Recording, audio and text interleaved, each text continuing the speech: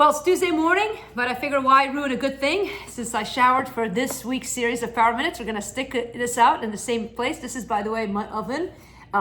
Brand new, you can see, never used. Well, maybe a couple times, but it's more of a prop for these Power Minutes. Today, we're doing a Power Minute to encourage you. It's called Not Done Yet. And the verse is from Psalms 27:13. God's word says, I believe that I shall look upon the goodness of the Lord in the land of the living.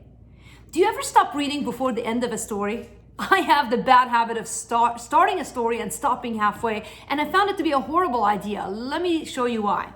If you don't read all the way to the end of the story, you might think that Abraham never had any children.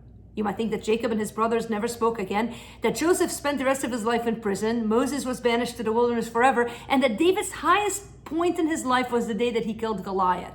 But Abraham did have a son named Isaac, and Jacob did eventually reconcile with Esau, his brother. Joseph eventually became the ruler of Egypt. Moses lived out his dream of leading his people out of Egypt. And David lived well past defeating Goliath. David became the strongest king of Israel. And then there was Jesus hanging on a tree. Everyone thought his story was over on the night of the crucifixion. Today, Jesus is alive and reigning over everything. His story was far from over on Calvary. Stop believing the lie that your story is over and resolve to persevere no matter what. God has a plan for your life, and nothing's going to stand in the way of it. Think about this question today. Have you ever been tempted to feel like your story is already over, like your best days are behind you? What would you change in your life today if you knew there was still more to come?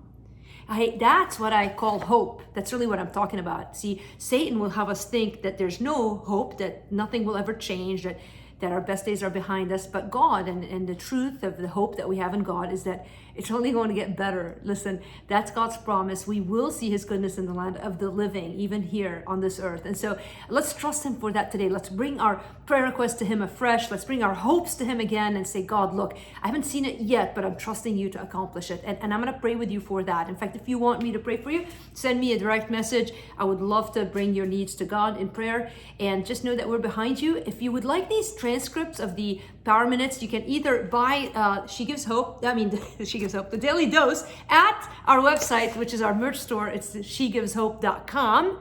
Or you can just go on our website and get this for free. Just subscribe to the Power Minutes. You'll get a pop-up when you go on our website, livingwithpower.org. When you get that pop-up, put in your email address and we'll send you daily emails with these Power Minutes. All right?